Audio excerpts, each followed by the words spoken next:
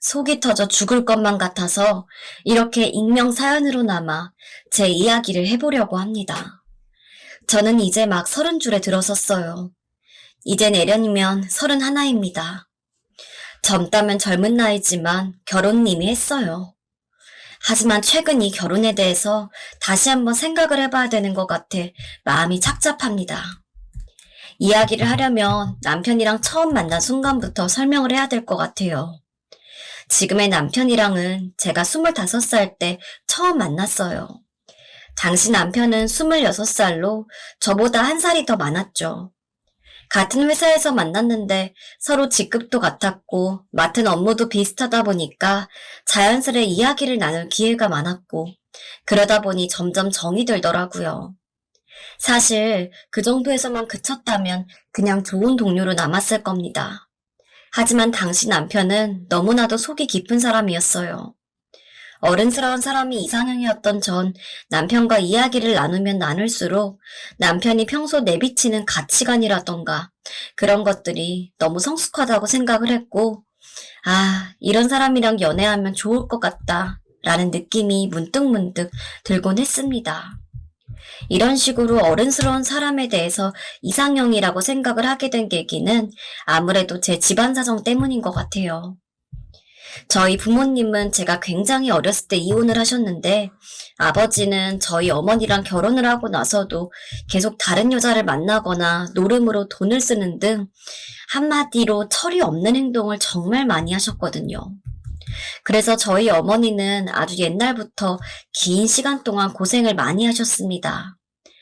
그런 모습을 보며 자라다 보니까 자연스레 아버지와는 정반대되는 성향의 남자를 만나고 싶다는 생각을 할 수밖에 없더라고요. 물론 철없는 사람을 누가 좋아하겠습니까?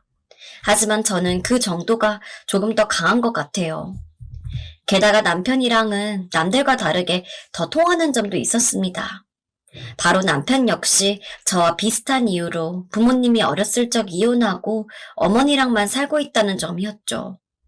남편도 자신의 아버지가 어머니를 고생시키고 그런 게 너무 싫어서 나중에 자기가 어른이 되면 절대 아버지 같은 어른은 되지 않을 거라고 마음을 먹었다고 합니다. 그 이야기까지 들으니 저는 꼭 남편과 제가 운명이라는 생각이 들었죠. 그래서 그때부터 적극적으로 남편에게 대시하기 시작했습니다. 한 1년을 매달렸던 것 같아요. 처음 고백할 때는 미안, 그냥 친한 동생으로밖에 생각이 안 되네. 라고 거절을 당해서 그 뒤부터는 어떻게 해야 여자로서 보일 수 있는지 온갖 연구를 다 했습니다. 그만큼 남편에게 진심이었어요. 가끔 TV를 보면 저는 이 사람 아니면 안 되겠다는 생각이 들었어요. 라는 식으로 이야기하는 사람들을 볼 때마다 에이, 그게 말이 돼? 라면서 웃어 넘기기 일쑤였는데 막상 제가 그 상황에 처하고 나니까 정말 그런 생각이 될 수 있겠구나 란 싶더라고요. 다행히 제가 끈질기게 매달려서인지 남편도 더는 거절하지 않고 저한테 마음을 열었어요. 그렇게 저희는 연애를 시작했죠. 남들과 다를 바 없는 평범한 연애였습니다. 그리고 처음 사귄 순간부터 저는 남편과 결혼을 꿈꿨어요. 지금 생각해보면 어린 나이에 결혼에 대해서 참 빨리 고려했다고 생각은 하는데 당시에는 정말 진심이었습니다. 이렇게 쭉 헤어지지 않고 사귀다 보면 언젠가는 당연히 결혼까지 갈 거라고 예상이 되더라고요. 보통 결혼을 하려면 상대방 부모님도 만나봐야 하잖아요. 그래서 저는 연애 초반부터 남편한테 당신 어머니 한번 뵙고 싶어 라고 꾸준히 이야기했습니다. 사실 바로 결혼할 건 아니라고 하더라도 미리 인사를 드리면서 점수를 따겠다는 속셈이었죠. 그리고 정말 나중에 결혼을 하게 되면 제 시어머니가 되실 분인데 어떤 성격이실지도 궁금했고요. 남편은 제가 이야기를 꺼내지 않아도 종종 시어머니에 대해서 알려주고는 했는데 얌전하고 좋은 분이셔 라는 식으로 이야기를 해서 더 실제로 뵙고 싶은 느낌도 있었습니다. 그리고 사귄 지 반년이 되던 날 처음으로 남편의 어머니를 뵈러 가게 되었어요. 과일을 좋아하신다고 해서 뵙기 며칠 전부터 미리 괜찮은 과일 바구니와 꽃 바구니를 하나씩 준비해가지고 얼른 만나러 가는 날만 기다렸던 것 같습니다. 그리고 실제로 만나뵌 남편의 어머니는 무척이나 점잖은 분이셨어요. 보통 우리나라 어머니들이라고 생각을 하면 제 개인적으로는 약간 억세고 괄괄한 스타일이 떠오르는데 남편의 어머니는 엄청 교양 있으신 분 같았어요.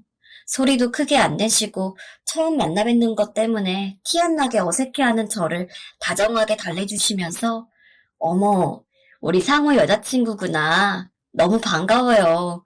얘기 많이 들었어요. 집이 멀어서 힘들었을 텐데 여기까지 와줘서 고맙네. 과일도 잘 먹을게요.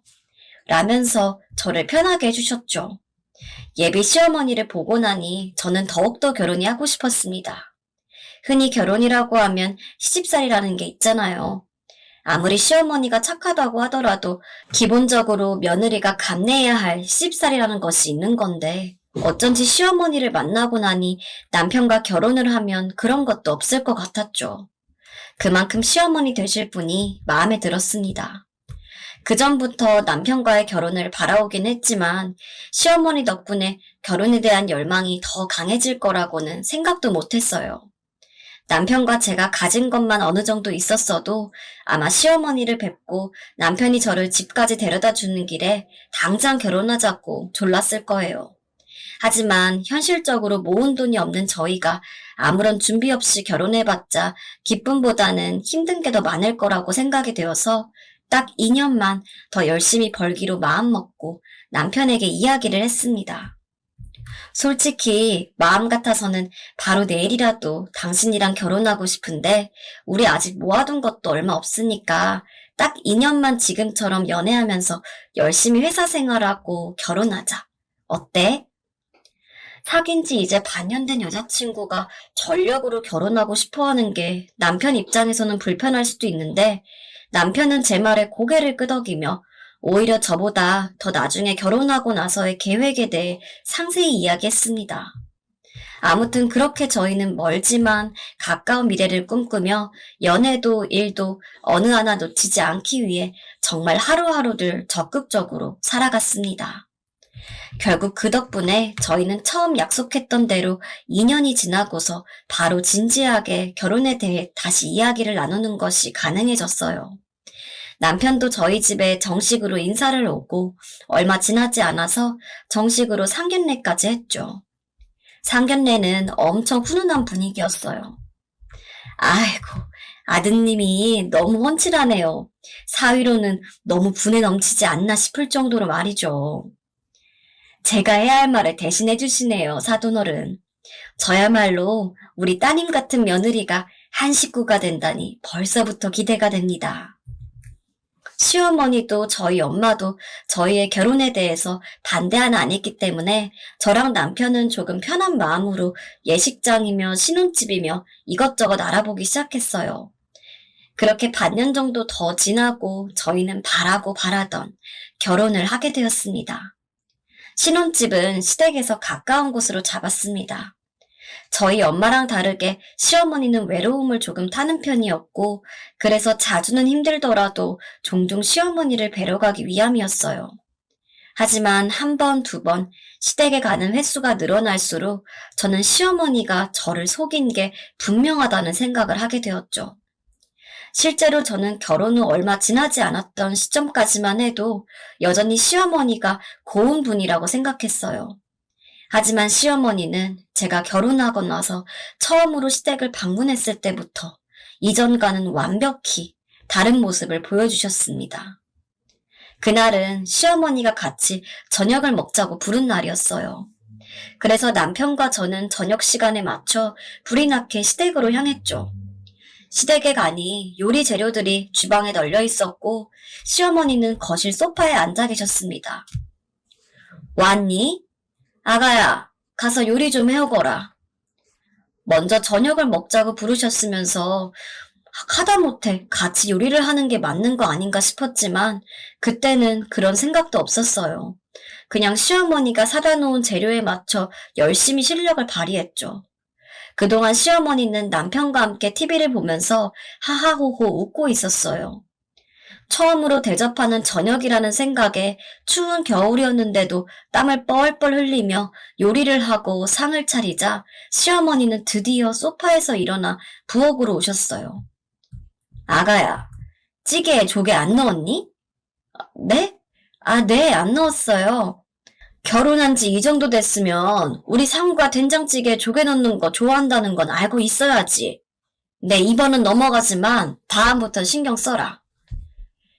그동안 집에서도 남편 먹으라고 된장찌개를 끓인 적은 종종 있었지만 한 번도 조개 이야기는 한 적이 없어서 몰랐던 전 조금 어리둥절하면서도 시어머니 말이 맞겠지 싶어서 알겠다고 하고 마저 상을 차리기 시작했습니다. 하지만 된장찌개는 시작에 불과했어요. 제가 구운 생선을 맛보던 시어머니는 우리 상우는 이렇게 바싹 구운 조기는 안 먹는다 라고 이야기를 했고 심지어는 만들어진 반찬을 접시에 담는 것조차도 보기도 좋은 게 먹기도 좋다고 남편 먹이는 반찬은 예쁘게 담아야지 라면서 온갖 것에서 저를 지적하셨죠. 어쩐지 억울하고 부당하다고 느끼면서도 할 말은 없어서 그냥 시어머니가 하는 말씀에 내내하며 대답을 하고는 애써 흘러넘기려고 했습니다. 또 어느 날은 김장을 하겠다시고 저랑 남편을 부르길래 주말에 시간을 내서 갔었어요. 저는 당연히 시어머니와 저 그리고 남편이 셋이 함께 김장을 하는 거라고 생각했어요. 하지만 시어머니는 너무도 당연하게 남편은 쉬게 하고 저한테만 김장을 하라고 하더라고요. 남편이 엄마 나도 할게 라면서 말은 했지만 너 일도 하고 와서 힘든데 김장은 무슨 앉아있어 라면서 시어머니가 극구 말렸습니다. 저희는 애 가지기 전까지는 서로 맞벌이를 유지하기로 했기 때문에 남편만 일했던 거 절대 아니었거든요. 시어머니도 그걸 분명히 알고 있었는데 남편한테만 일하느라 고생했다는 식으로 말하는 게 정말 너무 얄밉더라고요. 남편이 몇 번 더 자기도 하겠다고 했지만 시어머니가 엄청 강경하게 말리는 바람에 남편도 결국은 포기하고 소파에 앉았습니다. 저 역시 하는 수 없이 고무장갑을 끼고 시어머니를 도와서 김장을 했죠.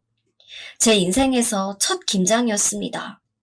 시어머니에게도 저희 집은 늘 김치를 사 먹어서 김장은 처음 해봐요 라고 이야기를 했었죠. 근데 시어머니는 제가 조금만 김장을 못하는 것 같아도 이런 것도 못해서 어디다 써먹니? 라면서 불같이 화를 내셨습니다. 죄송하다고 계속 사과를 드렸지만 시어머니는 계속 궁시렁거렸어요.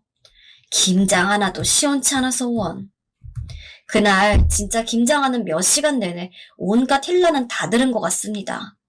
김장은 어깨랑 팔이 아파야 되는데 하도 시어머니가 뭐라 중얼거리니까 팔이랑 어깨보다 귀가 더 아팠어요.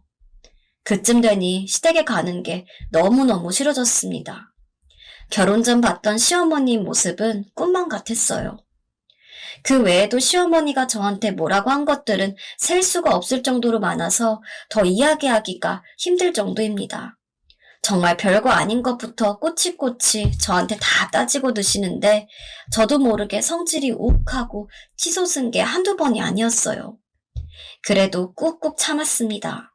남편도 엄마가 요즘 예민해서 그래. 내가 대신 사과할게. 라면서 저를 달래려고 해서 어떻게든 남편이라도 보면서 이 상황을 참아 넘기려고 했어요. 하지만 결국 제가 참다 터질 만한 사건이 생기고 말았죠. 결혼을 하고 2년이 지났을 시기입니다. 지금 기준으로는 반년 전이죠. 저희는 그때부터 아이를 가지기 위해 슬슬 준비를 했었습니다. 제가 다니던 회사는 육아휴직을 쓸 수 있었기 때문에 우선 임신하기 전까지 최대한 벌 수 있는 만큼 벌기 위해 일은 그만두지 않았어요. 하지만 저희 나름대로 노력을 하더라도 임신이란 것이 절대 쉽게 되지 않는 만큼 예상보다 마음먹은 대로 이루어지지 않더라고요. 한두 달 정도까지는 그래도 그래, 금방 임신할 수 있을 거야 라고 생각했지만 그게 3달, 4달이 넘어가자 그때부터는 괜히 조급해지기 시작했습니다. 혹시 제가 스트레스를 받아서 그런 건가 싶어 일을 그만둘까도 진지하게 고민해보았고 심신의 안정을 위해서 명상이라도 시작할까 하는 생각까지 했었죠. 솔직히 제 마음 아시는 분은 아실 거라고 생각해요. 간절히 원하는데도 안 생기면 내가 문제인가 싶기도 하고 남편이 문제인가 싶기도 했죠.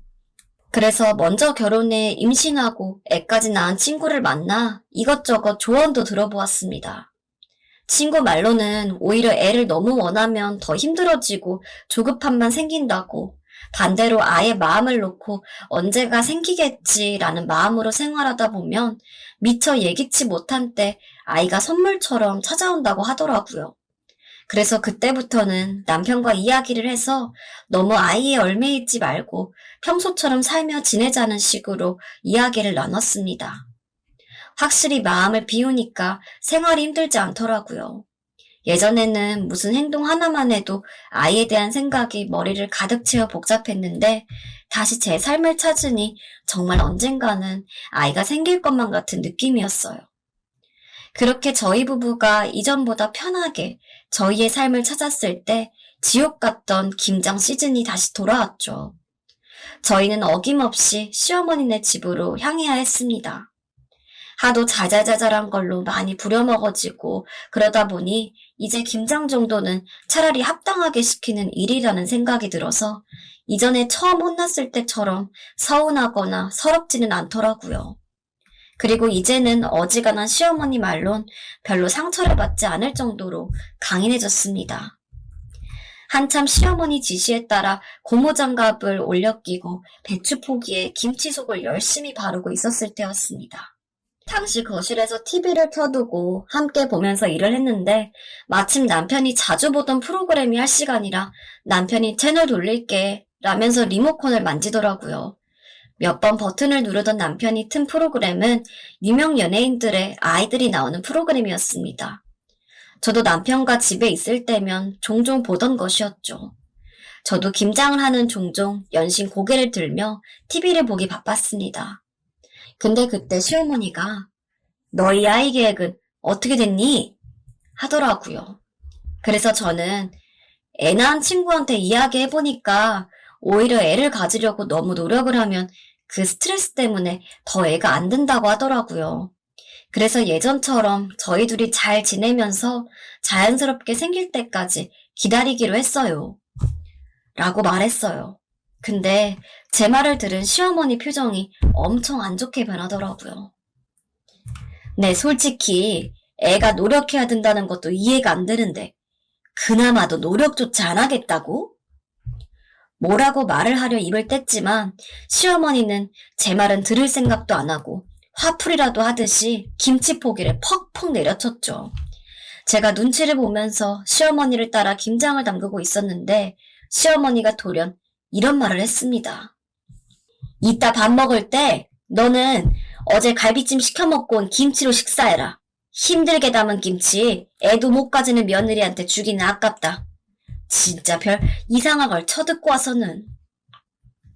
상상치도 못한 말에 잠시 굳어있다가 손에 쥐고 있던 김치 포기를 시어머니 얼굴에 던진 건 정말 순간이었습니다.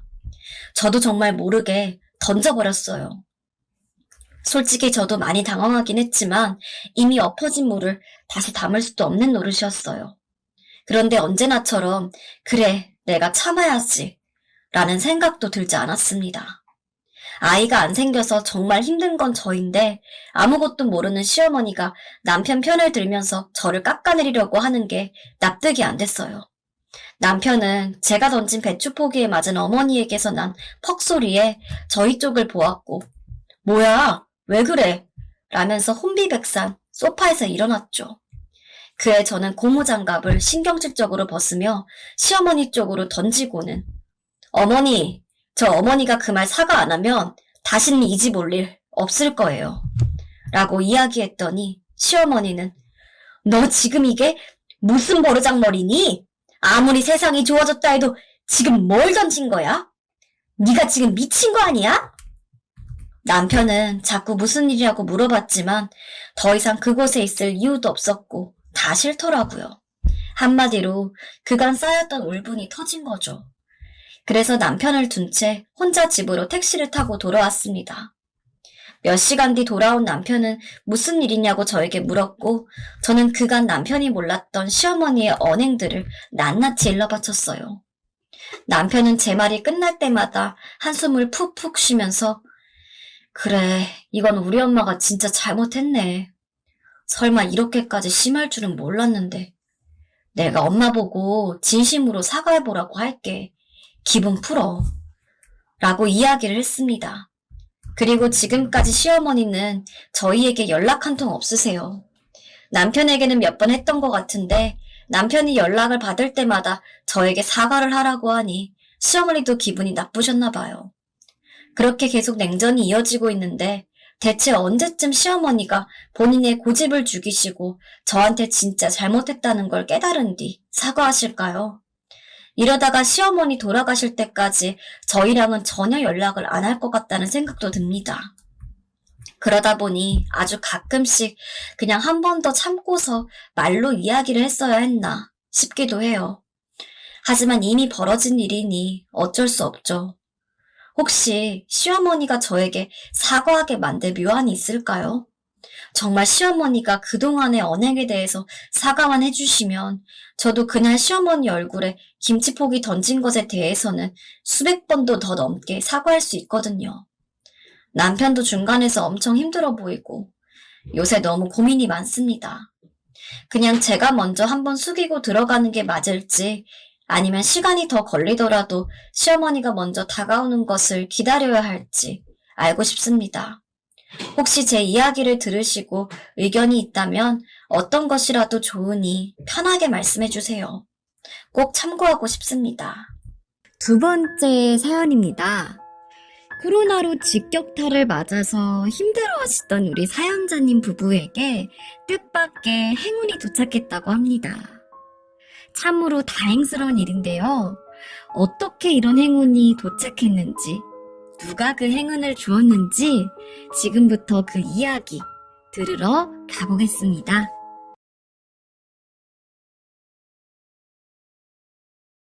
안녕하세요. 이번에 로또를 제대로 맞은 아이 둘을 키우고 있는 주부입니다. 요즘 코로나 때문에 다들 사는 게 재미가 없으시죠? 그런데 저 같은 못난 인생에도 행운은 찾아오나 봅니다. 지금껏 그저 쪼달리면서 하루하루 버티기만 했지 10년을 되짚어봐도 하루만 하는 그 시간은 여전했습니다. 최근에는 남편과 함께 요식업을 하고 있어요. 원래는 각종 전을 주메뉴로 식당 겸 술집으로 해서 시작한 가게였는데 코로나가 터지게 되면서 흔히 말하는 오픈빨 한번 제대로 못 타보고 매출이 확 줄었고요.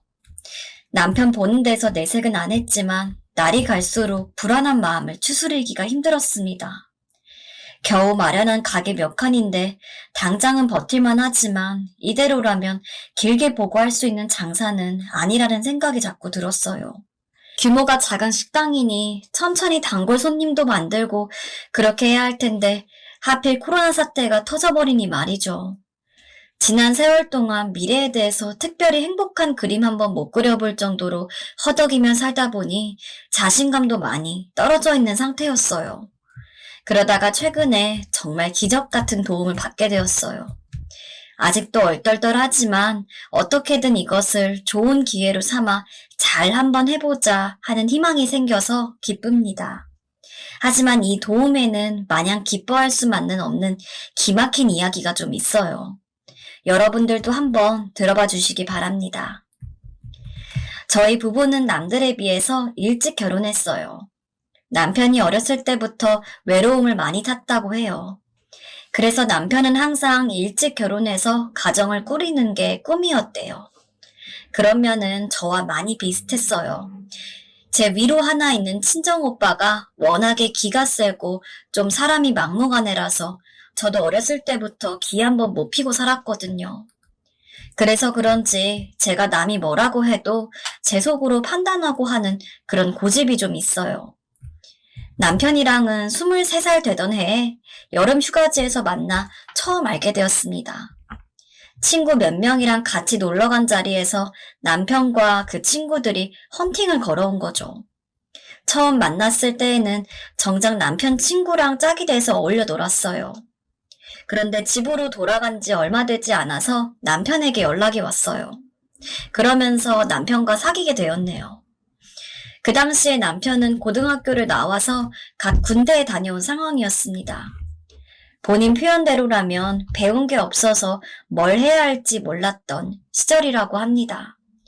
그래서 일단 천천히 공장에서 아르바이트라도 하면서 할 일을 찾아보려고 하던 중에 저를 만나게 되었습니다. 남편은 바라는 게 딱 하나였어요. 외롭지 않게 행복한 가정이 있는 것이었죠. 연애할 당시에는 그런 부분이 약간 이해가 안 가기도 했습니다. 젊은 사람 치고는 너무 소박하니까요.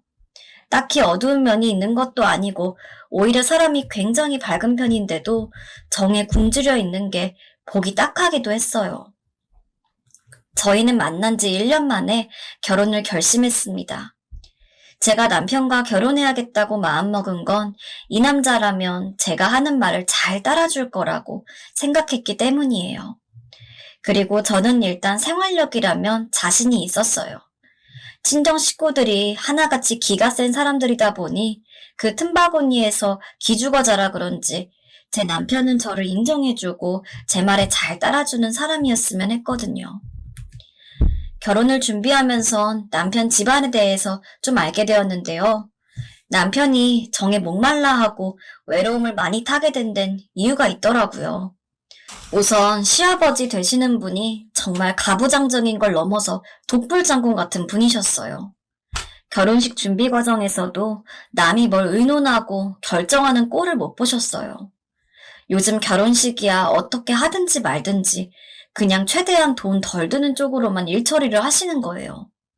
그걸 의논하는 자리에 저도 있었는데요. 적당히 이렇게 하면 된다 이런 게 아니라 그냥 남의 의견은 묵살하는 말투로요. 금전적으로 풍족하지 않은 상황에서 출발하는 이만큼 어느 정도 검소하게 할 필요는 있겠지만 결혼식은 당사자들의 의견도 중요하잖아요. 그런데 시아버님은 그런 배려는 전혀 없으신 분이셨어요. 그렇게 제 입장에서는 좀 속상한 결혼식을 치르다 보니 시아버지에 대한 감정이 처음부터 크게 좋지는 않았는데요. 제가 보기에 정말 불쌍한 분은 시어머니셨어요. 시어머니는 사람도 서글서글하시고 젊었을 적부터 여러 일을 하시면서 거의 혼자 가족을 부양하셨다고 해요. 시아버님은 좋게 말해 한량이고 나쁘게 말하면 건달 같은 사람이더군요. 술에 여자에 도박까지 가정의 보탬이 되는 건 거의 없었다고 해요. 술에 취하면 자제를 못하고 끝장을 보고 마셔서 추태를 부리는 건 지금도 마찬가지고요. 틈만 나면 도박판에 기웃거렸지만 애초에 말아먹을 만큼 큰 돈도 없고 본인이 딱히 돈을 벌어본 적도 없어서 도박에 날려먹을 것도 없었던 게 그나마 다행이라면 다행일까요? 시어머님 말씀을 들어보니 그냥 두 분이 이웃 동네에서 나고 자라 결혼하시게 되었다고 하는데 제가 보기에는 정말 여자로서 만나지 말아야 할 최악의 남자를 만나 살아오신 것 같아요. 거기다 이건 좀 나중에서야 들은 이야기인데 남편과 시동생이 어느 정도 큰 이유로는 아예 집을 나가서 다른 여자랑 살림을 차리셨다고 해요. 시어머니가 물어 겨우 찾아갔더니 마누라한테 한다는 소리가 구질구질한 집구석 신물난다. 고생도 하기 싫고 찾아오지 마라. 라고 했대요. 그렇게 5년을 소식이 없다가 그 여자한테 버림을 받았는지 어쨌는지 결국엔 다시 집으로 돌아오긴 하셨는데 그 이후로는 아예 술만 드시고 지금까지 사셨다고 합니다. 그러다 보니 가정은 시어머니 혼자 다 꾸리시고 자식도 다 키우신 거예요.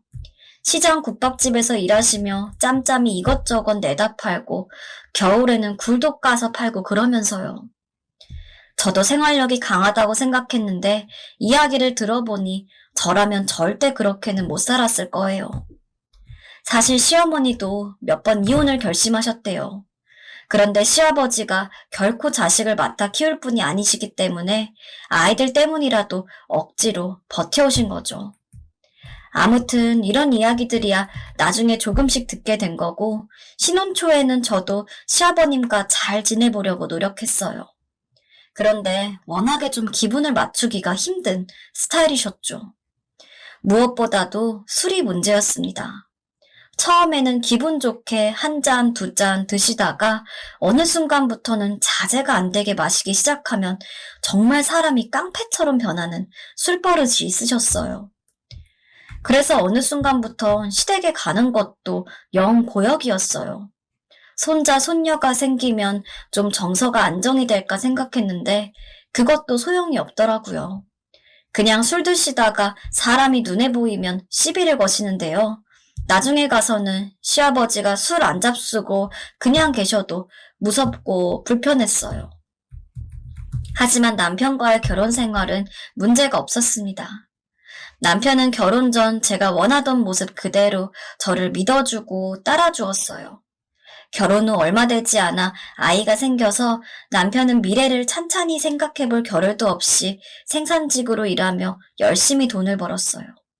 나름 이것저것 해보고 싶은 것도 많았던 눈치였지만 그래도 그런 내색은 하지 않고 시간이 날 때마다 아르바이트도 하면서 가족을 책임지려는 모습에 고맙기도 하고 안쓰럽기도 하고 그랬네요.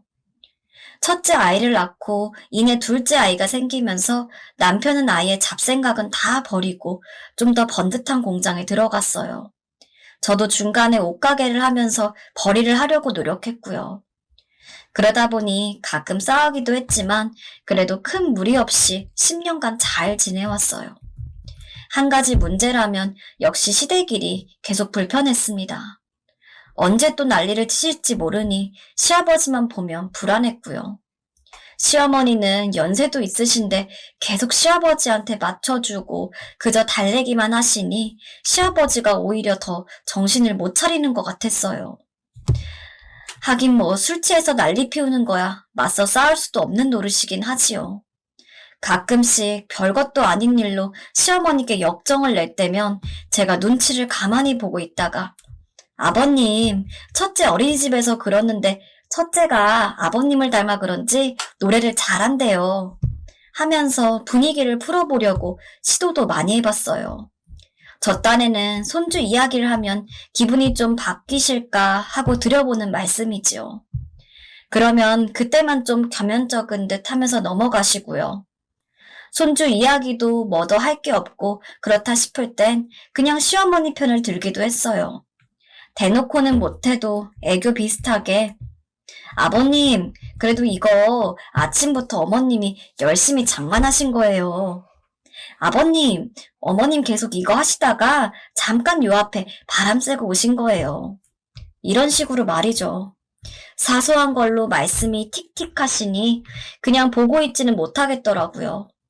어머님도 평소에 얼마나 속이 상하셨는지 하루는 저를 붙들고 이런저런 이야기를 하시다가 네가 고맙다. 그래도 내 편 들어주는 건 너밖에 없어. 하면서 우시더라고요.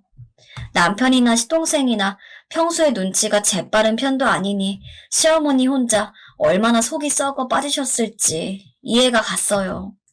사실 어느 순간부터 제가 조마조마하고 지켜봤던 건 시어머니 쪽이었어요. 나날이 연세도 들어가시는데 당연히 언제까지 그렇게 사시진 않을 테니까요. 그렇다고 시아버지가 유해지시는 것도 아니니 언젠가는 터질 게 터질 거라고 생각했습니다.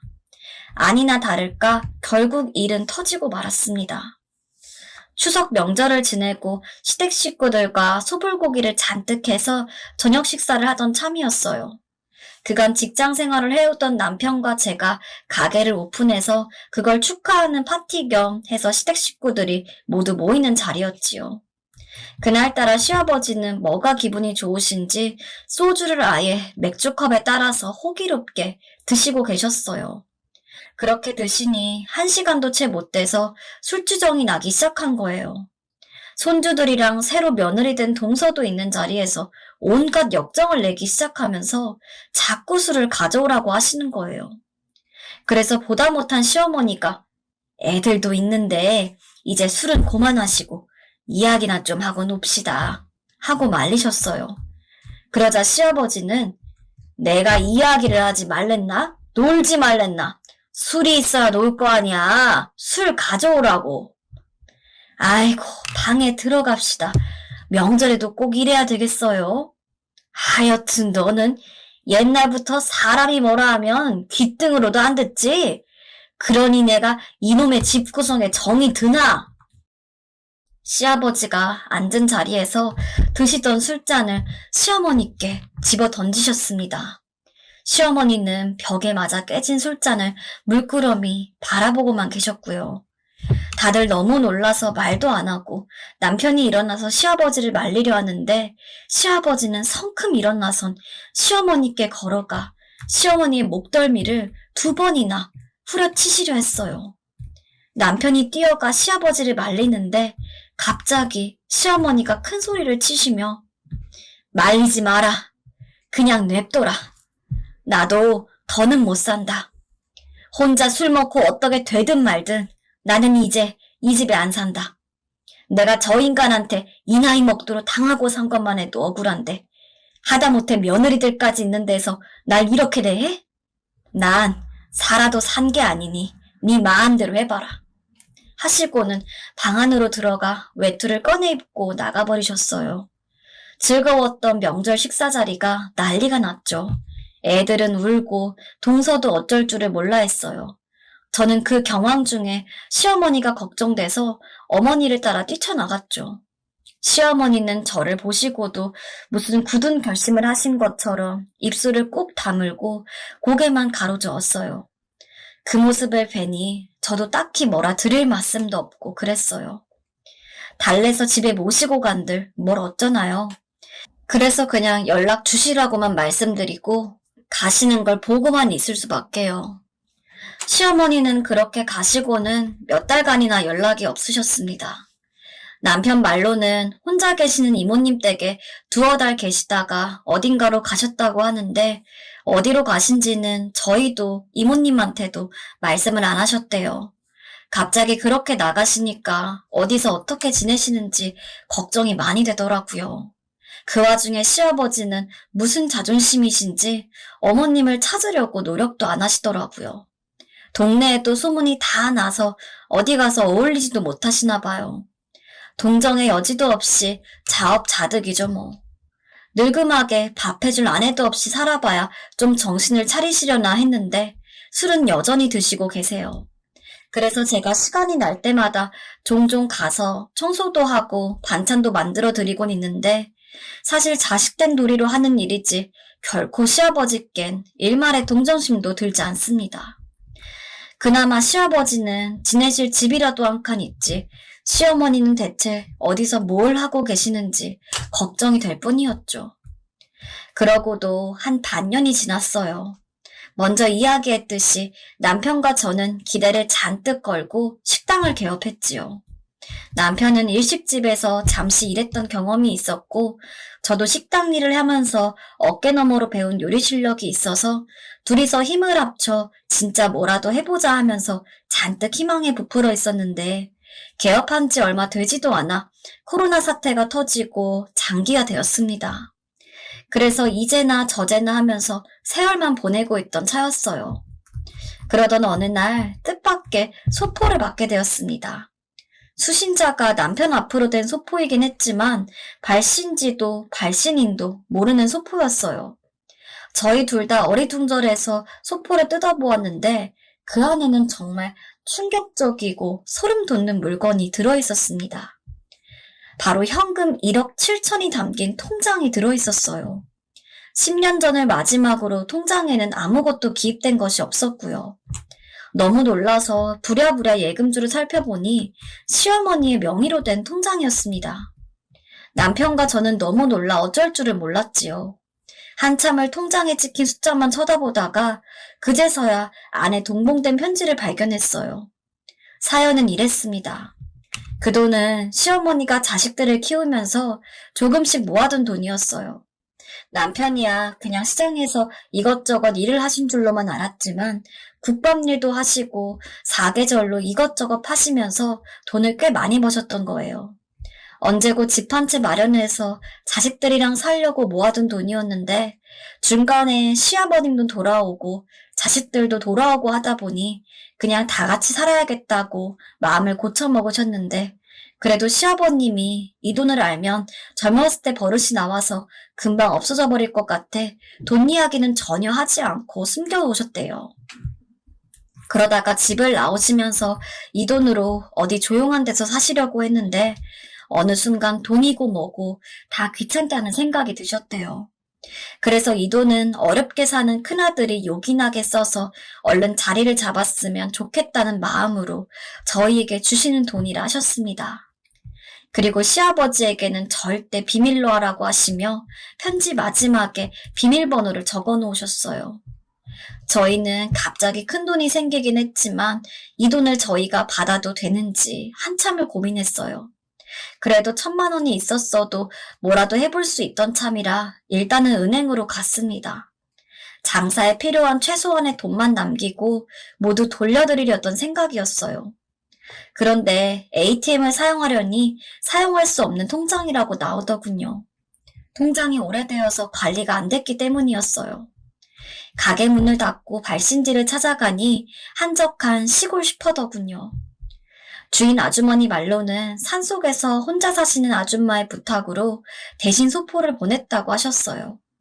그래서 슈퍼 아주머니가 알려준 곳으로 한참 올라갔더니 집이라고 보기에 너무나도 낡은 곳이 보이더라고요. 얼마나 힘드셨으면 저런 곳에 계실까 가슴이 아려왔습니다. 그리고 어머니를 부르니 놀라시면서 저희를 반겨주시더라고요. 그렇게 속세와 단절한 시어머니를 만나게 되었습니다. 남편도 저도 눈물을 주체할 수가 없었어요. 특히 남편은 이런 줄 알았으면 내가 공부를 열심히 해서 남들 다 가는 대학이라도 가서 어머님을 기쁘게 해드려야 했다며 서럽게 울었습니다. 저희 상황을 말씀드리고 필요한 금액 일부만 감사히 받겠다고 했지만 어머님께서는 한사코 거부하셨습니다. 그러면 저희가 모실 테니 손주들이랑 같이 사시자고 몇 번을 권유했지만 그것마저도 싫다고 하셨어요. 그렇게 지내다 보면 어떻게든 또 너희 아버지와 마주쳐야 하지 않겠니? 나는 그냥 여기서 지낼란다. 너희 아버지가 죽도록 미운 것도 아니고 다만 너희 아버지가 변할 마음이 없으니 할 수 없이 같이 안 살 수밖에 없지. 나도 이 돈을 들고 집을 나설 때만 해도 세상 무서운 거 없이 든든했다. 그런데 어떻게든 이 돈을 쓰려 하니 지난 세월 고생했던 게 자꾸 떠올라서 마음만 괴롭더구나. 그래서 주는 거니 갖고 가 니들이나 어디 가서 서름 받지 말고 떳떳하게 살아라. 시어머니께서는 읍내로 나와 통장을 갱신해 주시곤 저희와 함께 식사만 하시고는 다시 산속으로 돌아가셨어요. 그게 어머님의 행복이라고 하시니 저희도 뭘 더 권하지는 못했습니다. 시어머니께서 주신 돈 덕분에 저희가 바라던 도시락 메뉴를 추가해 배달 전문 식당으로 컨셉을 바꿨습니다. 덕분에 매출은 오히려 점점 오르고 있습니다. 방문 포장을 하시거나 식당에 직접 오셔서 식사하시는 손님도 늘었고요. 갑자기 큰 돈이 생겼지만 장사에 필요한 1,000만 원 정도만 쓰고 나머지는 그대로 저축해 두었답니다. 미래는 어떻게 될지 아무도 모르는 거고 저희도 갑자기 찾아온 행운에 너무 들뜨지 않기로 했어요. 무엇보다도 시어머니께서 오랜 세월 동안 고생하셔서 모은 돈인데 그 돈을 갖고 집을 옮기거나 가게를 확장한다든지 하는 그런 무리한 도전을 하고 싶지는 않았거든요. 저희도 열심히 노력해서 어머니께서 남겨주신 만큼 큰 돈을 저희 손으로 직접 벌기로 했어요.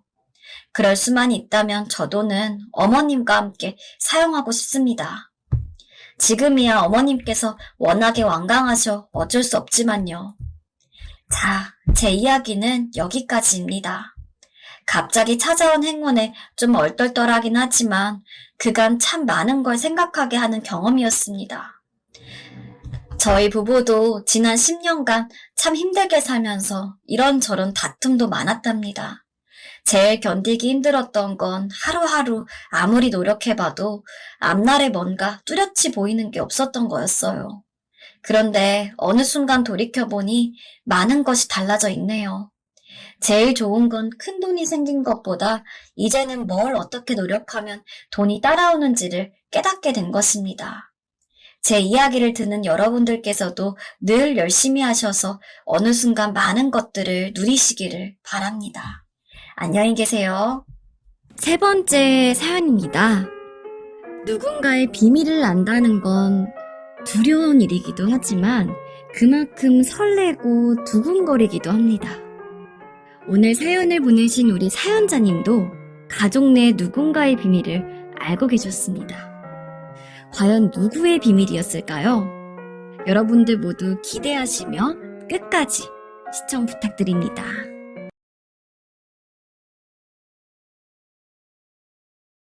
안녕하세요. 최근에 일을 하나 벌였는데 당시에는 정말 통쾌하고 그랬지만 시간이 지날수록 제가 잘한 일인지 모르겠어서 엽죽고자 이렇게 이야기를 드려봅니다.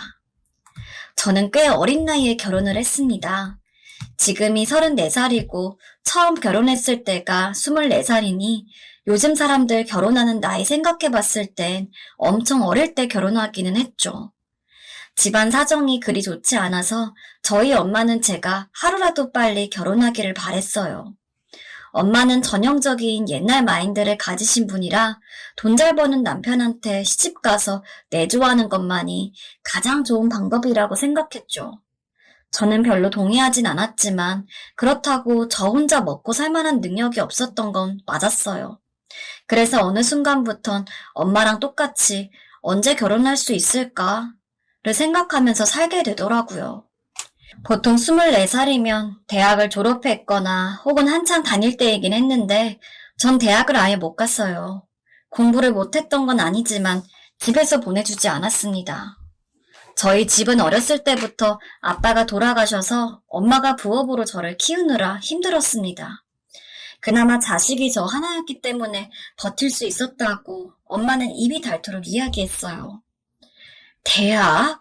우리 형편의 대학은 무슨, 너도 얼른 일구하고 결혼할 생각이나 해라. 제가 대학을 가고 싶다고 이야기했을 때 엄마는 냉정하게 말씀하셨고 저는 대학에 정말 가고 싶었지만 생각보다 쉽게 포기할 수 있었습니다. 현실이랑 타협을 안 할 수가 없었던 것 같아요. 제가 대학에 가려면 학자금 대출을 받아야 했는데 아직 아무것도 시작 안 한 사회초년생이 빚부터 가지고 시작하고 싶진 않았거든요. 하도 엄마가 저 어릴 때부터 돈돈돈 거리신 게 영향이 있었던 것 같습니다. 아무튼 그렇게 대학을 포기하고 엄마 말대로 아르바이트를 가장 먼저 시작했습니다. 취직을 하고 싶긴 했지만 저는 사실 은연중에 대학을 생각하고 취업이 잘 되는 실업계보다는 인문계를 갔기 때문에 취업을 하기에는 스펙이 너무 부족했어요. 그래도 실업계를 나왔으면 직업 관련해서 공부도 많이 했을 테고 자격증이라도 땄을 텐데 그런 게 하나도 없는 상황에서 취직을 하기란 거의 불가능에 가까웠죠. 저도 처음부터 아르바이트를 하려던 건 아니거든요. 그냥 취직하려고 이력서를 넣어봤는데 아무 데서도 저를 뽑지 않아서 하는 수 없이 아르바이트부터 시작하려던 것 뿐이었죠. 아르바이트를 하면서 열심히 일을 하다 보니까 자연스레 조금씩 돈이 모였어요. 물론 큰 돈은 아니었어요. 집에 생활비 조금 드리고 제 생활비 쓸 거 쓰면서 저축을 하다 보니 저축은 그리 많이 할 수가 없었어요. 사실 아르바이트로 버는 돈이 거기서 거기잖아요. 매년 시급이 오른다고는 해도 이게 진짜 누구 코에 붙일 수 있을 만한 돈인지 모르겠고 그래도 아르바이트를 하다 보니까 어쨌든 먹고 살 수는 있을 정도로 돈이 벌렸고 그와 동시에 사회적인 경험이 생기다 보니 나중에 취직을 할 때 아예 도움이 안 되지는 않았습니다.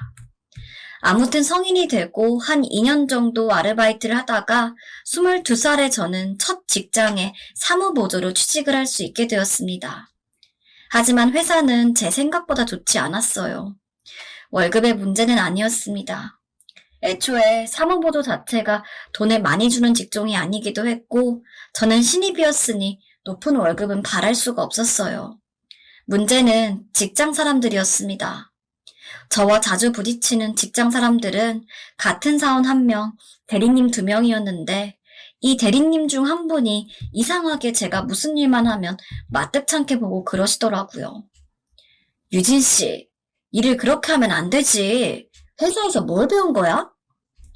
회사 들어온 지 한 달도 안 된 저한테 저런 식으로 이야기를 하거나 유진 씨 들어오고 일이 더 많아져서 짜증나 죽겠어.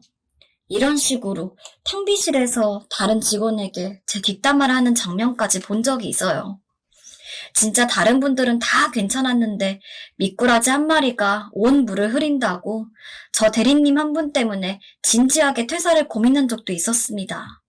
아마 절 보호해주는 상사분이 새로 입사하지 않았다면 아마 진즉 일을 그만두고 다른 일을 찾았을 겁니다. 아무튼 제가 한창 그 대리님에게 미움을 사고 있었을 때 제가 다른 분들과 맡은 업무를 총괄적으로 봐주실 차장님이 들어오셨어요. 저는 처음에 차장님이라고 해서 나이가 굉장히 많을 거라고 생각을 했는데 당시 회사를 1년 정도 다닌지라 23살이었던 저와 비교를 해도 5살밖에 차이가 나지 않았어요. 젊은 차장님이었어요. 저는 내심 이 차장님은 쓸데없이 혼 안 내고 공정하게 일을 봐주셨으면 좋겠다고 생각을 했습니다. 그리고 그런 제 바람대로 차장님은 무척이나 일에 있어서는 냉정하고 객관적인 판단을 내려주셨어요. 제가 일이 어색한 걸 감안하더라도 혼나야 마땅한 부분에서는 칼같이 혼내셨고 대신 제 잘못이라 볼 수 없다고 여겨지는 부분에 대해선 대리님이 저를 힐난할 때마다 옆에서 김 대리님, 그건 유진 씨 잘못이라고 보기 어렵습니다만 이라고 이야기하면서 제가 불필요하게 혼나는 일을 줄여주셨어요. 사람 마음이 참 신기한 게 한 반년 정도 그러다 보니까 제가 차장님을 이성적으로 좋아하게 되더라고요. 그래서 그때부터는 괜히 차장님에게 힘드니까 커피 한 잔 사달라고 핑계를 대거나 혹은 제가 사드리겠다고 말하고 어떻게든 둘만 있을 시간을 많이 만들었습니다. 다행히도 차장님 역시 제가 마음에 드셨는지 저희는 금세 연인 사이가 될 수 있었어요. 하지만 연인으로서 있을 수 있는 시간은 생각보다 길지 않았습니다. 헤어졌냐고요? 아니요. 결혼을 했기 때문이었죠. 저도 차장님도 예상하지 못했던 결혼이었습니다. 서로 결혼에 대해서 별 생각이 없던 저희가 결혼하게 된 이유는 바로 아이 때문이었습니다. 네, 흔한 말로 속도 위반이라고 하죠. 처음 아이가 생긴 것을 알게 되었을 때 얼마나 충격을 받았었는지 아직도 그때의 감정이 생생합니다. 임신 테스트기를 3번이나 다시 해봤는데도 결과는 바뀌지 않았고 저는 이걸 차장님에게 말해야 하는지 정말 오랜 시간 고민했어요. 제 개인적인 생각으로는 차장님이 아이를 지우자고 할 것 같았습니다. 왜인지는 모르겠어요. 하지만 차장님은 제 예상과는 다르게 언제 생겼어? 몇 주래? 그래도 우리 애인데 지울 수는 없지. 조금 급하지만 얼른 부모님한테 인사드리고 결혼하자. 면서 아이를 낳는 방향으로 이야기를 이어갔습니다. 얼결에 저는 예비 시부모님에게 인사를 드리러 가게 되었고 저희 엄마에게 차장님을 남편으로서 인사를 드리게 됐죠. 저희 엄마는 제가 회사 차장님과 결혼한다는 소식에 내심 무척 좋아하셨습니다. 사실 엄마의 반응은 예상을 했기에 인사를 드리러 갈 때도 아무 걱정이 없었는데 반대로 시부모님에게 인사를 드리러 갈 땐 무척이나 긴장이 됐어요. 아빠도 없고 가진 것도 넉넉지 않은 저를 시부모님이 마음에 들어 하실까 싶었죠. 시아버지는 그나마 별 반응을 안 보이셨는데 시어머니는 예상대로 저를 탐탁지 않아 하셨습니다. 하지만 혼전 임신이라 하니 울며 겨자 먹기 식으로 저희의 결혼을 허락했어요. 일반적인 부부라면 신혼집을 꾸려 둘만 살았겠지만 시어머니가 분가에 대해서 엄청 반대했습니다. 이유는 간단했어요. 너네 신혼집은 성철이가 사야 할 텐데 얘 부담되게 무슨 신혼집이야. 그냥 여기 얹혀 살다 아가 너도 돈 모아 보탤 수 있을 때 나가거라. 납득이 안 가진 않았기 때문에 저희는 결혼을 하고 시댁에 얹혀 살 수밖에 없었습니다. 흔히 시댁살이 안 시키는 집이 없다고 그러는데 그건 저희도 마찬가지였어요. 특히 시어머니가 정말 유난이셨죠. 정말 별일이 다 있었던 것 같습니다. 한 번은 갑자기 시어머니가 자기 친구들이 온다고 음식 좀 차려놓으라길래 꼭두 새벽부터 일어나서 장 봐가지고 하루 종일 갈비찜이며 매운탕이며 다 해놨는데 오는 날이 내일로 미뤄졌다고 오늘 한 건 다 냅두고 내일 새로 다시 하라는 식으로 시킨 적도 있었어요. 어머니, 하루 정도면 그냥 오늘 해둔 음식을 데펴 먹는 것도 괜찮지 않을까요? 너는 시어머니 친구들이 오는데 한지 하루 지난 음식을 먹이겠다는 거니?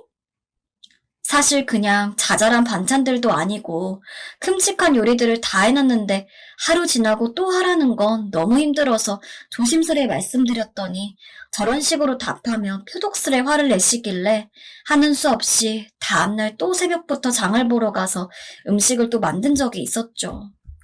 시어머니의 시집살이는 그게 끝이 아니었습니다. 저는 원래 엄마랑 살 때 큼직한 대청소는 주에 한 번씩 그리고 평소에는 눈에 보이는 자잘한 청소들만 해왔는데 시어머니는 매일같이 제게 대청소를 할 것을 권했어요. 제가 홀몸도 아닌데 하루도 빠지지 않고 청소기는 물론 물걸레질에 손걸레질까지 다 시키는데 허리도 아프고 등도 아프고 죽겠더라고요.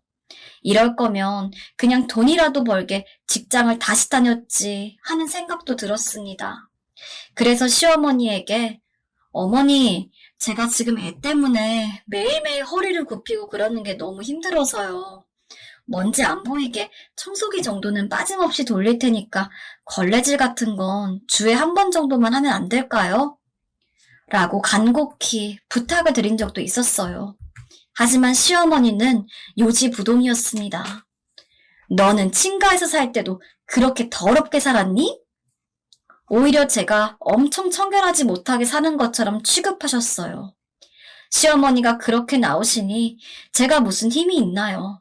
하는 수 없이 매일 시간 맞춰서 청소기를 돌리고 걸레질을 하고 그러고 살았죠.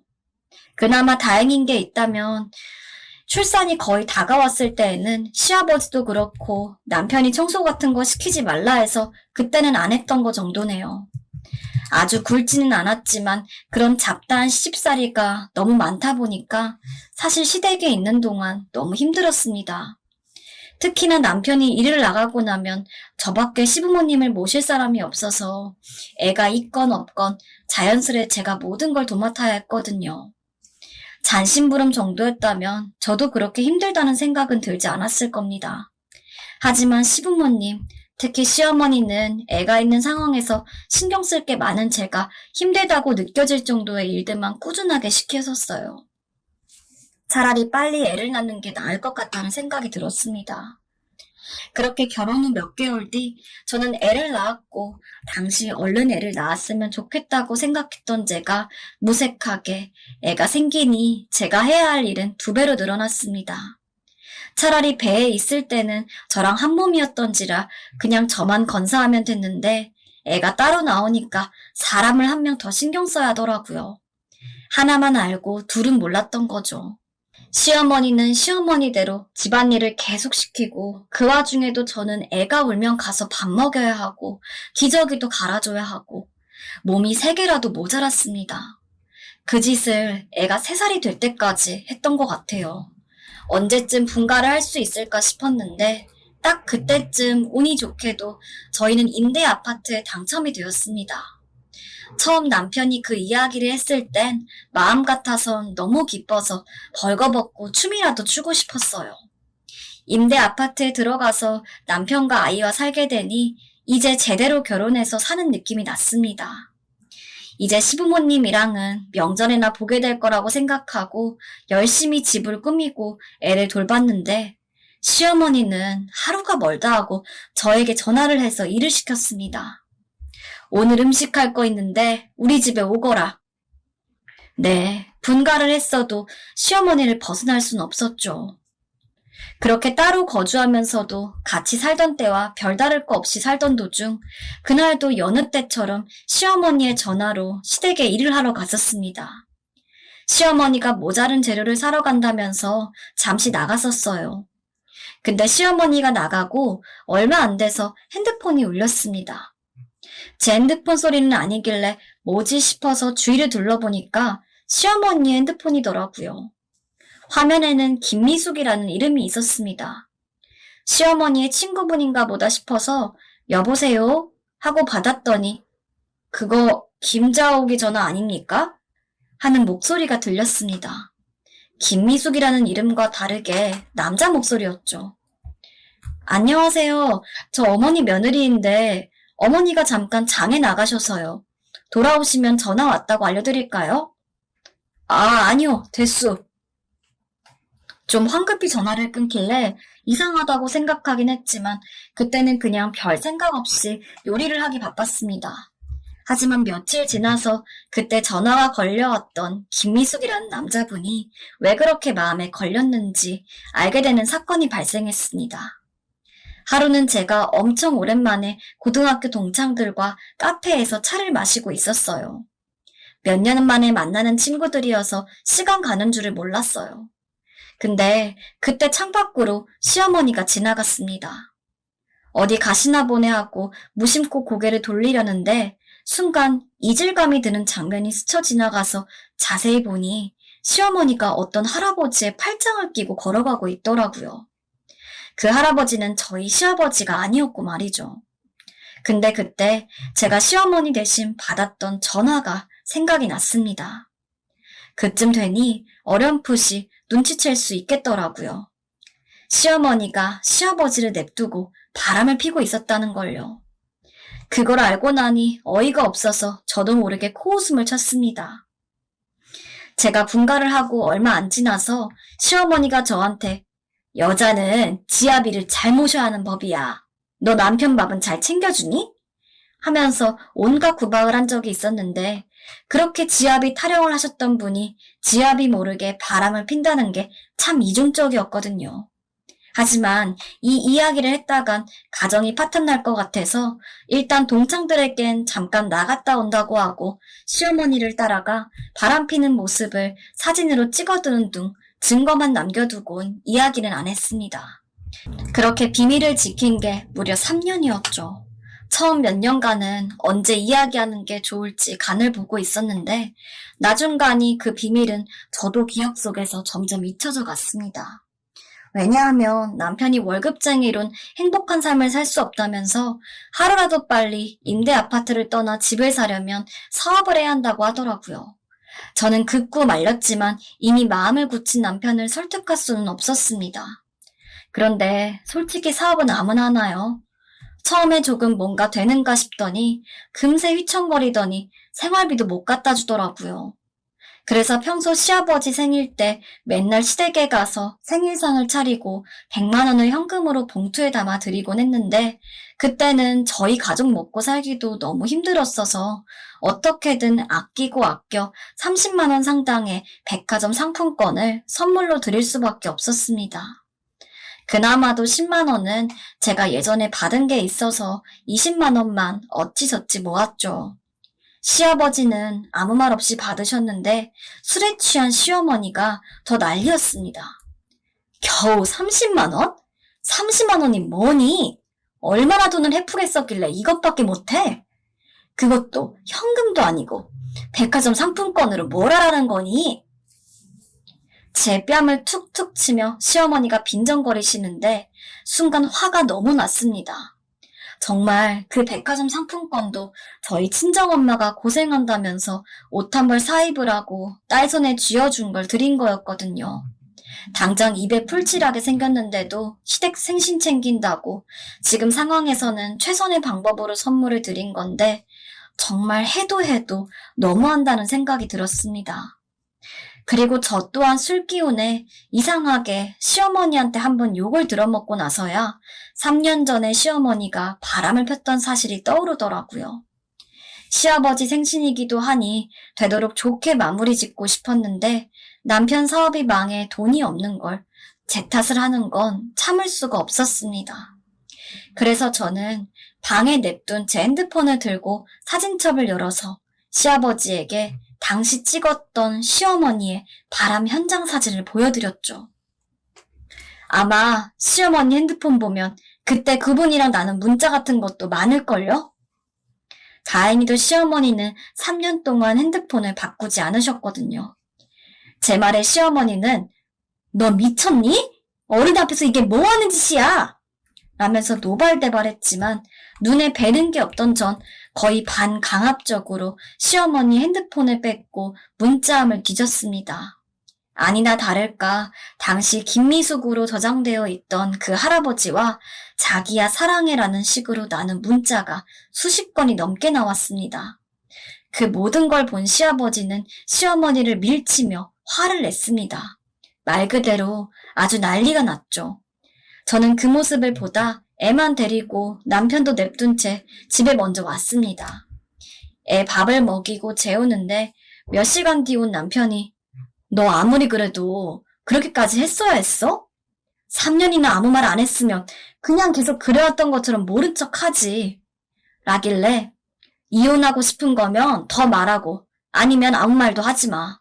나 그동안 시어머니가 쓸데없이 나 부려먹은 거 다 참아왔고 이제는 더 못 참을 것 같다는 생각이 든 것뿐이니까. 라면서 남편 말은 들은 채도 안 했습니다.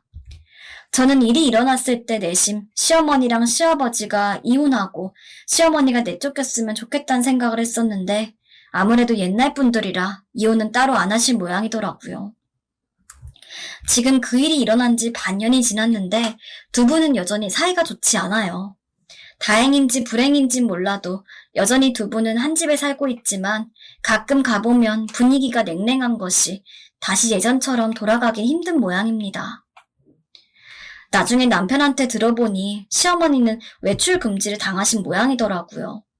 시어머니가 다 잘못했으면서 저한테 화를 내려는 듯이 구는 건 여전히 짜증나곤 하지만 그럼에도 불구하고 이상하게 양심 한구석이 찔리는 느낌입니다. 혹시 제가 취할 수 있었던 더 현명한 대안이 있었을까요? 이미 지난 일을 되돌릴 순 없지만 너무 궁금합니다. 제가 어떤 방법을 취했어야 가정의 평화를 지키면서 시어머니가 저에게 시키는 시집살이를 벗어날 수 있었던 걸까요? 당시 제게는 그 바람 사실을 밝히는 게 최선이라 그렇게 했을 뿐인데 물론 지금 무언가를 안다고 해서 이전과 달라질 건 없지만 그럼에도 불구하고 너무 궁금합니다. 만일 제가 택했으면 더 좋았을 방법을 아시는 게 있다면 저에게 좀 알려주셨으면 좋겠습니다. 어느새 마지막 사연입니다. 마지막 사연자님은 40대 남성분이시대요. 최근 어이없는 일이 생기셔서 여러분들은 어떻게 이 상황을 생각하실지 그리고 어떻게 대응하실지가 궁금해 이렇게 사연을 쓰셨다고 합니다. 여러분들의 솔직 담백한 댓글을 기대하고 있을게요.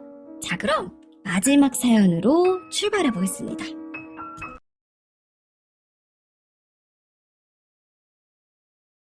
(40대) 남성입니다. 최근 들어 저와 아내에게 어이없는 일이 하나 일어나서 다른 분들은 이 상황에 대해서 어떻게 생각하실지 그리고 어떻게 대응하실지가 알고 싶어 이렇게 사연을 씁니다.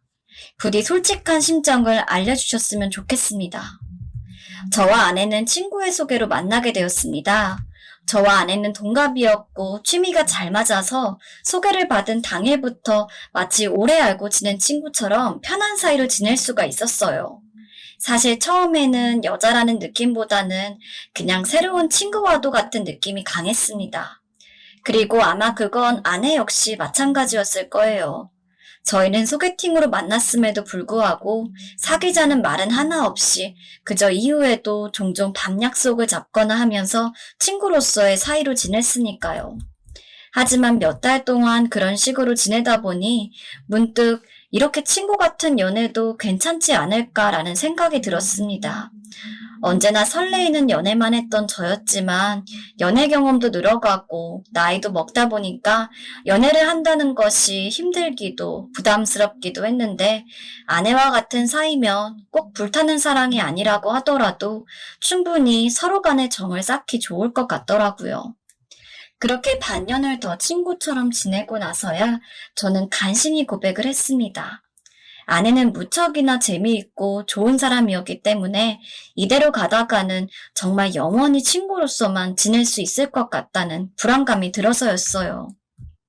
다행히 제 고백에 아내는 언제 고백하나 싶었는데 드디어 하네? 라면서 농담을 건네었고 저희는 그렇게 연인이 되었어요.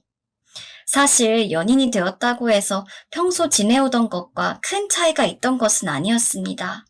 아내는 난 친구 같은 연애가 좋아. 그러니까 우리 지금까지 지내던 것처럼 연애할 수 있으면 좋을 것 같아. 라고 했고 저도 그 말에 적극적으로 동의했습니다. 서로 부담이 없는 그 관계가 정말 너무 좋았어요. 제 인생에서 처음 해보는 연애 스타일이었죠. 아내는 이벤트라던가 기념일에도 무딘 편이었습니다. 오히려 특별한 날 마음먹고 무언가 챙겨주는 것보단 평소와 같이 아무것도 아닌 날 본인을 위해서 작게 챙겨주는 핸드크림 정도에 더 감동을 받는 타입이었어요. 그런 연애를 지속하다 보니 저는 자연스레 아내와의 결혼을 꿈꾸고 있더라고요. 다들 결혼은 현실이라고 하지만 어쩐지 지금 아내와 함께라면 저는 언제나 이렇게 마음에 짐 같은 게 느껴지지 않는 상황에서 편하게 애정을 나누며 살 수 있을 것 같은 느낌이 들었어요. 그리고 하루하루 아내와 지내며 그 마음에 점점 확신이 더해지는 순간 아내에게 말했죠. 우리 결혼할까? 나중에 아내는 제가 결혼에 대해서 이야기한 게 무슨 배고픈데 밥이나 먹으러 가자라는 정도로 말하는 것 같아서 너무 웃겼다고 해요. 하지만 결국 아내도 그런 제 프로포즈를 받아들였으니 좋은 게 좋은 거 아니겠어요? 그렇게 서로 결혼에 대해서 합의를 본 뒤 언제쯤 서로 부모님에게 인사를 드리러 갈까 이야기를 나누었죠. 부모님이라고는 해도 서로 인사를 드릴 사람은 각자 어머니, 아버지 한 분씩이었습니다. 저희 가족은 제가 10살쯤 되었을 때 부모님이 이혼을 해서 어머니랑은 따로 살고 있었거든요. 그리고 아내의 경우는 아내가 3살 정도였을 때 아내의 아버님이 사고로 돌아가셔서 장모님이 그때부터 혼자 아내를 키웠다고 했습니다. 지금 생각해보면 서로 이유는 다르지만 부모님이 한 분씩만 계시다는 점에서도 뭐라 말할 수 없는 안정감과 편안함이 느껴진 것 같긴 해요. 인사는 제가 먼저 처갓댁으로 가는 방향으로 잡았습니다. 장모님이 좋아하신다는 고기 선물 세트를 들고 갔는데 그간 아내에게 종종 장모님에 대한 이야기를 들어서 어느 정도 낯설지는 않았으나 그렇다고 할지라도 실제로 만나는 것은 처음이기에 긴장이 안 될 수는 없었던 것 같아요. 그래서 어떻게 하면 저를 좋게 보일 수 있을지 갖은 고민을 다하며 아내의 집으로 향했던 것 같습니다. 하지만 제 걱정이 무색하게도 장모님은 엄청 호탕한 성격이셨어요.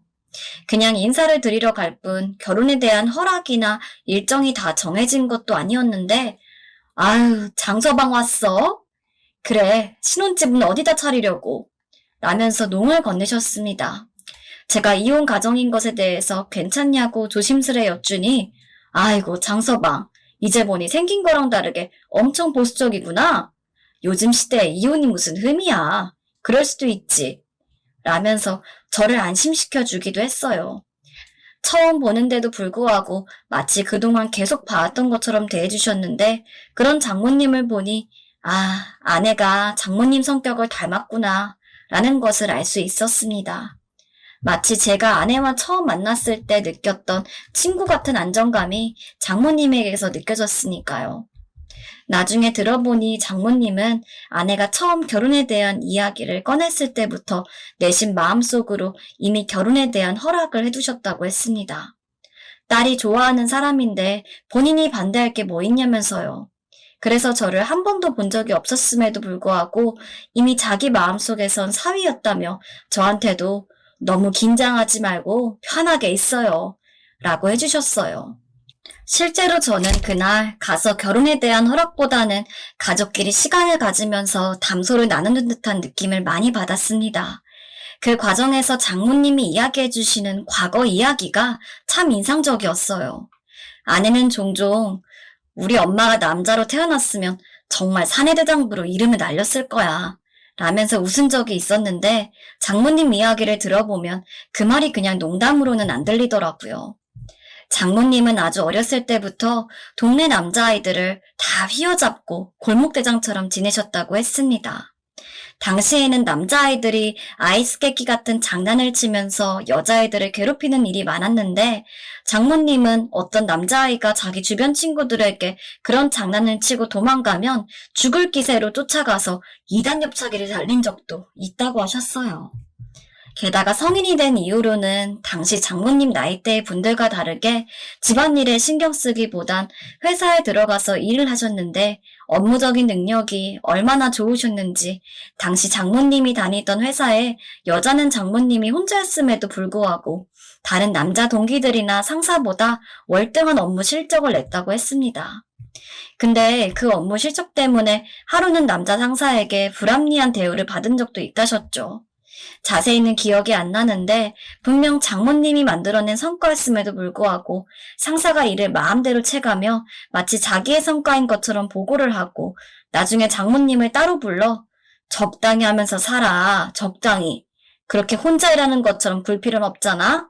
라는 식으로 빈정거렸다고 해요. 너무 화가 났던 장모님은 자기가 했던 일을 전부 정리해서 당시 회사 대표님에게 찾아갔고 제 성과로 인정 안 해주신다면 바로 퇴사하겠습니다. 라면서 전면적으로 대응을 했다고 했습니다. 회사 측면에서도 장모님이 기여한 게 너무도 많았기 때문에 당장 장모님이 회사를 그만두면 손실이 커서 그 즉시 장모님의 바람대로 해당 성과는 장모님의 공으로 돌아갔고 그 상사는 해고당하는 일도 있었다고 했죠. 그 이야기를 듣고 있자니 마치 옛날 옛적 위인들의 설화를 듣는 기분이었습니다. 사실 여자들이 일을 하는 것에 대해서 지금이나 보편적이지 장모님 시절이라면 꿈도 꾸기 힘들다는 것을 저희 어머니를 보고 배웠으니까요. 그런데 그 시절에 일찍이 남편을 잃고 혼자 자식을 키우면서 심지어 그 상황에서 일적으로 인정을 받으셨다고 하니 대단하지 않을 수가 없었죠. 보통 아내의 부모님 하면 어쩔 수 없이 어려운 느낌이 들고는 하는데 장모님은 전혀 그렇지 않았습니다. 아내에 이어서 장모님까지 이렇게 좋은 분인 걸 확인하게 되니 저는 하루라도 빨리 결혼을 하고 싶단 마음이 들었습니다. 처가댁에 인사를 마친 후 저는 최대한 빠르게 아내가 저희 집에 인사를 올 수 있도록 하였고 다행히 저희 아버지는 아내를 마음에 들어 했습니다. 아내는 저희 아버지에게 무척이나 살갑게 대했거든요. 아버지는 애교 많은 아내가 내심 좋았던 것 같습니다. 아내가 저희 집에 온 지 1시간쯤 지났을 때 그래서 너네 결혼은 언제 하려고 그러냐? 라며 슬쩍 결혼 이야기를 먼저 꺼내실 정도였으니까요. 그렇게 서로의 어머니와 아버지에게 인사를 마치고 저희는 무사히 결혼식을 올릴 수 있었습니다. 저는 이혼한 어머니랑도 연락을 하긴 했지만 어머니는 이미 새로운 가정을 꾸리시기도 했기에 저는 그저 결혼한다는 이야기만 남겨두고 혼주석에는 저희 아버지만 앉았어요. 그래도 그거에 대해서 아쉬운 건 전혀 없었습니다. 저는 그냥 아내랑 결혼을 한다는 게 중요했으니까요. 아내와의 결혼 생활은 참 즐거웠습니다. 제가 언젠가 연애할 때 아내랑 결혼한다면 연애할 때 편하게 지낼 수 있지 않을까 하고 생각했었는데 실제 결혼 생활은 제 상상 그 이상이었어요. 아내와 저는 맞벌이로 지냈는데 힘들게 하루 종일 일을 하다 들어와도 집에 아내가 있다는 것만으로 기분이 하늘을 날듯 좋아지고는 했습니다. 아내와 함께 살 수 있다는 게 제 인생에서 가장 큰 축복과도 같이 느껴졌죠. 그래서 한 2년간은 일부러 아이 계획을 가지지 않고 지냈습니다. 나중에 아이가 생긴 이후에는 또 아이가 있는 가정만의 즐거움이 있더라고요. 아이를 낳은 뒤에는 아내가 일을 그만두려고 했으나 장모님이 안 그래도 나 혼자 있는 거 적적한데 손주놈들이나 좀 보자 라면서 아이들을 맡아주셔서 그 덕분에 아내는 하던 일을 그만두지 않을 수 있었고 저도 저대로 애들 걱정 없이 돈을 버는 데만 집중할 수 있었습니다. 물론 장모님에게 무척이나 감사했기 때문에 아내가 말을 꺼내기도 전에 제가 먼저 장모님 용돈 많이 드리자 하며 제의를 하기도 했죠. 그렇게 한 7, 8년 정도 지났을까요? 첫애가 초등학교에 들어갈 시기였습니다. 저희는 그때까지도 이전과 같이 일을 하며 살았어요. 하지만 아내가 우리 애 초등학교 들어갈 때부턴 내가 같이 있고 싶어 라고 이야기를 했기 때문에 그 시기부터는 아내가 일을 그만두고 아이들을 돌보기로 했습니다. 맞벌이에서 외벌이로 전향한다는 것에 대한 심리적인 부담감이 없는 것은 아니었지만 그동안 모아둔 돈이 있기도 했고 저 역시 그때부터는 부모 중 한 명이라도 애들과 시간을 보내는 게 좋을 것 같다는 생각이 들어서 그래, 내가 좀 더 열심히 하면 되지 라는 마음으로 임했습니다. 근데 딱 그 무렵에 장모님과 함께 있는 아이들을 데리러 아내와 함께 장모님 댁에 갔었는데 장모님은 저희에게 폭탄 선언을 했습니다. 사랑하는 사람이 생겼으니 이제 그 사람과 시간을 보낼 거라는 이야기였죠. 너네도 다 컸고 이제 손주들도 부모랑 산다는데 나도 이제 새 시집 가야 하지 않겠어? 저는 너무 놀랐습니다. 그리고 아내의 놀람은 당연히 저보다 더했겠죠. 하지만 한편으로는 참 장모님답다는 생각을 했던 것 같습니다. 장모님은 정말 그 시대에 사시기에는 너무 자유롭고 호쾌한 성정이셨으니까요. 장모님이 어떤 남자를 만나는지는 저도 아내도 몰랐습니다. 저희도 저희대로 살기가 무척이나 바빴어요. 아무튼 그렇게 저희 사는데 신경 쓰다 보니 자연스레 장모님이든 저희 아버지든 생각을 하기가 힘들었어요. 그저 명절 때 찾아뵈면서 종종 용돈을 드리는 것이 전부였습니다. 가끔 가다가 아내가 장모님에게 새아버지 될 사람은 언제 보여줄 거야? 라면서 장난을 칠 때마다 아, 장모님이 새로운 분을 만난댔지 하고 생각할 수 있었죠. 종종 이를 깨달을 때마다 내심 장모님 같은 분은 어떤 사람을 만날까 싶어 저 역시 궁금했지만 장모님은 절대로 얼굴을 보여주지 않았습니다. 다만 거리끼는 게 있어서 그러신다기보단 그저 아내가 궁금해하는 게 재밌어서 일부러 그러신다는 느낌이었어요. 때가 되면 다 볼 수 있을 거다. 아내가 장모님에게 이야기를 할 때마다 장모님은 이런 식으로 웃으며 말하고는 끝까지 어떤 분을 만나는지 알려주시지 않았습니다. 그렇게 시간이 많이 흘렀습니다. 첫애가 초등학교 졸업을 앞두고 있을 정도였죠. 그때는 저희도 외벌이에 익숙해져서 예전보다는 조금 여유가 있었습니다. 게다가 아이들이 크다 보니 아내도 이제 예전처럼 아이들에게만 매달릴 필요는 없어서 종종 부업을 하며 조금이라도 살림에 보탬이 되겠다고 했어요. 저는 굳이 안 그래도 되니 쉬라고 했지만 막무가내였습니다. 하지만 그런 아내 덕분에 확실히 사는 게 조금이라도 나아지더라고요.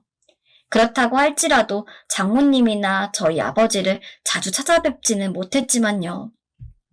그렇게 일에만 매달리던 어느 날 애들이 방학을 맞아서 집에 있는데 저랑 아내한테 계속 할머니 보러 갈래, 할머니 보고 싶어 라면서 장모님을 보러 가자고 조르더라고요. 아내랑 저는 엄마랑 아빠 조금 더 안 바빠지면 그때 가자. 엄마랑 아빠도 할머니 엄청 보고 싶은데 일이 너무 바빠서 못 가고 있어. 라면서 어떻게든 달랬지만 아이들은 하루가 멀다 하고 할머니 할머니 노래를 불렀습니다. 처음에는 어떻게 달래야 하나 골치가 아팠지만 나중에 가니 차라리 이렇게 된 거 정말 날 잡아서 장모님을 뵈러 가야겠더라고요. 그래서 아내에게 애들도 장모님 보고 싶어하고 우리도 장모님 뵌지 오래됐으니까 이번 주말에 가자 라고 이야기했고 아내도 그러게 애들이 할머니를 너무 찾네 하면서 저희는 오랜만에 장모님을 뵈러 갈 준비를 했습니다.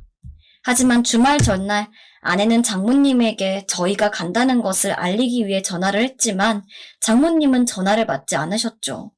그리고 그건 주말 당일도 마찬가지였습니다. 평소 장모님은 전화를 잘 받지 않는 편이긴 했기에 저희는 그냥 바쁘신 거라 생각하고 연락 없이 방문을 하기로 했습니다. 장모님 댁은 저희 집에서 차로 1시간 정도 떨어진 거리에 있었어요. 날이 추워서 애들 옷을 잘 입히고 차를 몰고 가니 애들은 할머니 보러 간다라며 좋아했죠. 그렇게 차를 몰고 장모님 댁에 도착해서 주차를 해둔 뒤 장모님이 살고 계시는 2층으로 올라가 문을 열었습니다. 저랑 아내는 장모님 댁 비밀번호를 알고 있었기 때문에 찾아갈 때마다 굳이 초인종을 누르지 않고 바로 문을 열고 들어갔던지라 이번에도 그렇게 했죠. 비밀번호를 하나하나 누르고 문을 여니 아이들이 할머니 하고 부르며 아무도 없는 거실을 지나 닫혀있던 안방문을 벌컥 열었습니다. 저와 아내도 아이들 뒤를 따라갔는데 저희는 생각지도 못한 광경을 보게 되었어요. 너무 황당하고 말이 안 나왔습니다. 당황스러워 하시며 일어나는 장모님 옆에 상상도 하기 힘든 사람이 있었습니다. 바로 저희 아버지가 누워 있었던 거예요. 주무시고 계신 듯 했던 저희 아버지는 아이들과 장모님 목소리에 깼는지 응? 누구 왔어? 라면서 일어나셨는데 그 모습을 보고 있던 저와 아내랑 눈이 마주치고 무척 당황해 하셨죠. 아이들은 아무것도 모르고 할아버지다. 할아버지도 할머니 집에 놀러 왔어요? 라고 말하면서 안기는데 저는 이게 무슨 상황인지 파악이 안 되어 본능적으로 뒤를 돌 수밖에 없었습니다. 황당을 뛰어넘어 정말 말문이 턱 막혔죠. 한참 멍을 때리다 아내에게 말했습니다. 애들 데리고 있다가 나중에 와. 나 먼저 갈게. 라면서 저도 모르게 장모님 댁을 나왔어요. 바깥에 나와 찬바람을 쐬다 보니 모든 상황이 명확해지더라고요. 장모님이 예전부터 만나왔던 남자가 저희 아버지였다는 것을요. 하지만 믿기지가 않았습니다. 언제부터 만났을까? 왜 하필 우리 아버지일까? 어떻게 만났을까? 하는 생각에 집에 와서도 쉴 수가 없었습니다. 그리고 당일 저녁 아내가 저에게 전화를 해서는 아버님이랑 우리 엄마가 할 이야기 있대. 당신도 꼭 오라더라. 라고 전해서 저는 마음을 추스리고 다시 장모님 댁으로 향했습니다. 가는 내내 질문과 대답을 수없이 연습하면서 갔죠. 무슨 말을 할 건지 뻔히 보였으니까요. 도착하니 아이들은 자고 있었고 아내와 아버지 장모님이 거실상을 중심으로 앉아 계시더라고요.